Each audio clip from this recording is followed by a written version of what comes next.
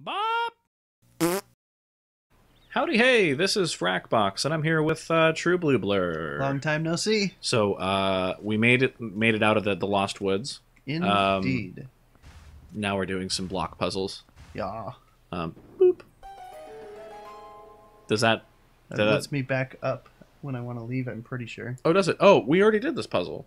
Yes, which means that the door, I'm pretty sure, is just open. Gotcha, okay. The Sacred Ancient Forest. So this is what they were talking about.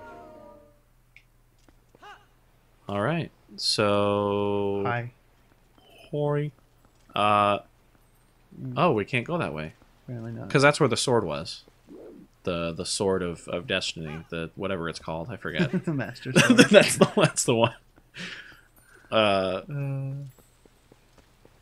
Could you imagine if there was like a religious schism in like Hyrule? It's like, no, it's not the Master Sword, it's the Sword of Destiny. Like that's what the West Virginians call it.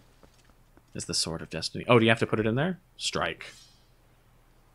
It's not exactly... I mean, if you're putting it back in there, it's not exactly a strike. It's more like a... Oh. Oh, we're going into another dungeon. Okay. So, if that opened that door, Yeah. why wasn't it just open to begin with? Because it was in there. Yeah, I don't know. I mean, uh-oh. Ah. Oh, Alright. it's one of these trouble. Oh, it's a bunch of... Bunch of keys as well. Oh, dear. Oh, there's so many. So the, uh-oh. So maybe you just kill the Pokeys first. I'm just gonna... Yeah. Yeah, because I think you're going to have to kill the keys first, because they're going to get in the way. Oh, wow, you could... Wait a second, there must be two of them left. Yeah, there are two. Because there were like 6 or something. Really?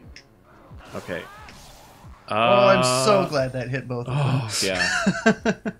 That was... You know, there was more of them, but luckily you did it quicker. Yeah. So... Okay. Alright, I'll take one of those. Take their hearts that fell on the ground. You know, the concept of there being, like, hearts, like, that you pick up that heal you is sort of odd. I mean, a little, yeah. It's, I mean, because, like, what is is it, like, some sort of magic matter that does it? Or I would imagine it's magic, yes, because, like, they're shaped like stylized hearts, not realistic ones. Oh, where are we going? Into the... Where did you go? Where did you come from, Cotton Eye Joe? What is what is this? Because it's not the world of Twilight. No, it's not. It's... Or is it the world of Twilight? No, it's not. Oh, it's entirely... Oh. This is when it was indoors. Oh, it's the Temple of Time. Yeah, I think that is correct. It's playing the Temple of Time music from, like, Ocarina of Time. I wouldn't like, know. it's straight up, like, from Ocarina of Time, the music, so... I guess we're doing that again. Are we going to turn into Young Link? No, that's not a thing in this game. Okay. Are we going to turn into Old Link? No, we're just using it as a key once again. Wouldn't that be crazy if you... just old man Link. I mean, they could. I mean, if they wanted to do something different. There's no reason not to. Oh, hey, it's... Uko. Why are you here? Pretty sure this temple is like where they live. Really? I think so. Is this... Ooh. Oh. You know, it's weird that, like, the Temple of Time is differently shaped.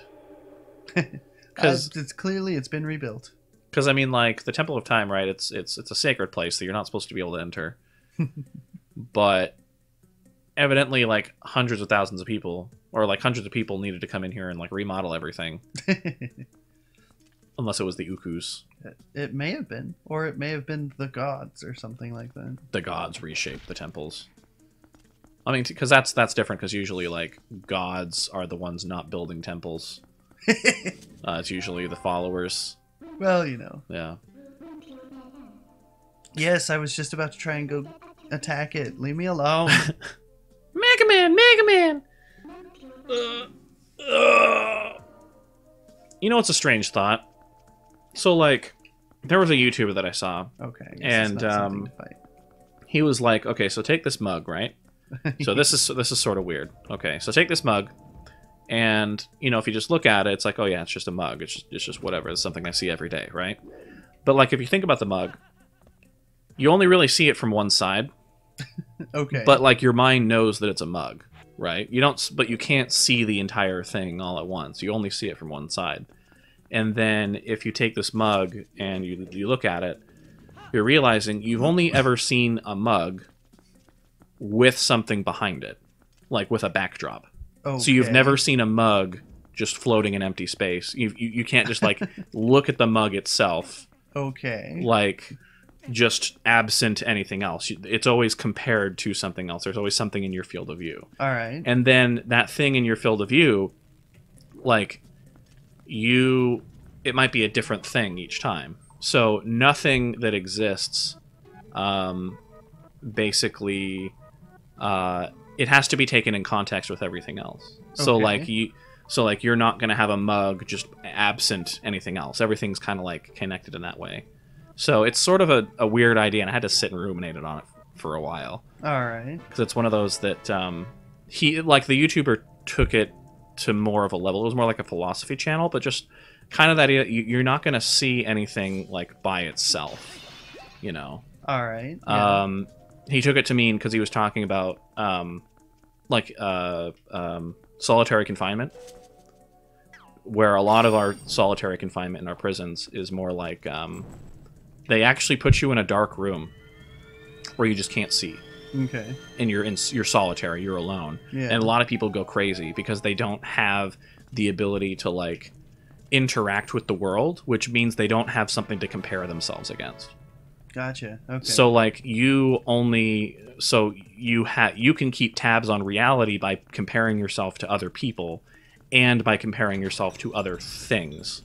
But if you're deprived of sight and if you're deprived of interaction, you don't have a way to compare things against other things. You only have sound, and if there's no sound as well, other than just what you're doing, a lot of people just go crazy. Gotcha. So it's like you being able to compare this mug to, like, the background behind it is sort of, it's kind of a fundamental thing that as a living being you're able to do. And when you're deprived of that, that's torturous. Okay. It's why so many people, like, literally go crazy when they're in solitary confinement. So it's sort of an idea I had to sit on for a while. So Interesting. What brought that on? I don't know. I don't know. Gotcha. I don't know, but it's sort of weird to think about. So, because I mean, there was a story that this YouTuber shared that was like, there was a person who was in solitary confinement, and when you're sitting there for days, and there's no stimulation whatsoever, he realized that he heard someone screaming in the distance. Oh, really? And then he stopped and he realized that it was him screaming. Oh. Yeah. That's so crazy. Yeah. And then that's the weird thing your mind does when it has no stimulation. Like he basically he felt like he was being thrown against the walls of his cell, but he didn't really know why. And so he was like screaming and like running against the walls of his cell, but he didn't feel like he was doing it to himself. You know? It's strange because, you know, you start to hallucinate, because hallucinations are basically just, very technically, a hallucination. The things you're viewing right now are all technically hallucinations. The world is not the way that you see it. It's just the way that your body... it's most useful to your body to see it the way that it is. Because there are certainly things that exist that you just cannot see, like certain spectrums on the spectrum of light. Right. We can't see everything. We're actually limited, and that limited ability to see the spectrum of light is actually useful to us. Because if we saw everything, some things wouldn't be as useful. Right. Being able, you know, for the longest time, our ancestors were colorblind. And it wasn't until we attained the ability to see color that we could tell that some fruit were not ready to eat yet. You know, or things like that. or we couldn't tell that some things were dangerous because a lot of animals use colors to like display that they're dangerous, you know. So it's useful to see it that way. And so our ancestors, the ones who could see color, for example, were able to reproduce more and therefore passed on those traits, right? Yeah. But color blindness didn't entirely go away because color blindness is still useful in itself. So it's sort of, and in fact, for males, it's more common to be colorblind, quite a bit more, in fact. Yeah. So, you know, it's sort of everything is everything you hear, your brain is interpreting external stimuli as something that can be useful to you. There are sounds you can hear, sounds you can't hear. Right. Because it's useful to you, you know. It's so your brain, absent any stimulation, will make up things. Mm-hmm. You know, it's sort of weird. And a lot of like people with, say, schizophrenia or something, their mind is just, when they're seeing things that aren't there, that's just, it's like overactive, you know. It's and in some cases I've actually heard that in some cases the brain's actually just not being stimulated enough, so it makes up things. Gotcha. So in a lot of cases with like schizophrenia or whatever, it's not, you know. And actually with some like drugs like acid, I think actually in those cases I think you're actually being understimulated. Interesting. Which is, yeah. So some drugs are like that, which is why. So I'm not a scientist. Right. I'm not sure. I'm fairly certain the information I heard was that a lot of hallucinations are caused by understimulation, so your brain makes things up. But I could be wrong about that because it's been a while since I heard that. So Yeah. but it's definitely worth considering that. I mean, going through life never really questioning the way things are. Because like it's almost like a given, right? That like just things are the way they are. You know, you see the world the way it is. But like, you know, some people need corrective lenses to see the world the way it is. Some people can't see color. Some people are deaf. Some people, you know, they have limited hearing. Some people, they have, they like see sounds. You know, Yeah. It's not misophonia. Misophonia is where you hate chewing, right? I don't know. There's some word for it, but there's all sorts of things the brain can do Yes, indeed. where it experiences life differently. You know, I think you have to change to a dog, don't you? No. Oh, really? Oh, it's the rail thing. But that's what I've been thinking about lately, I guess. Interesting. Not that I really hallucinate or anything. Yeah. I can't go in here yet. I don't really. I mean, you know, you have. I mean, I don't know if you have this, but sometimes I have like auditory hallucinations where I hear someone calling my name or something. But I think that's normal. Oh yeah. That doesn't happen very often. Or like I hear maybe like I thought I heard somebody's voice or something, but it was like, oh, okay, it was just some other sound that I confused for that. So luckily I've never had like, oh, whoa. Luckily I've never had like schizophrenia levels. Right. You know, it's only just like I misheard a sound or something. But sometimes, you know, the brain obviously makes up stuff. And you hear things that aren't there. You know, that is a normal human thing. Yeah, and that just happens. So, absent any stimulation, how do I know that's not real? Right. You know, that's sort of the main question. Is I know this mug is real because I can say, "Hey, do you experience this mug?" And you can confirm that you also experience the mug. But what if I saw a mug and you were like, and you weren't there to confirm it, and nobody was ever there to tell me that there was also a mug? How could I trust that experience? You know, it's not just like that. I experience the fact that this mug is here, and you're like, no, the mug isn't there.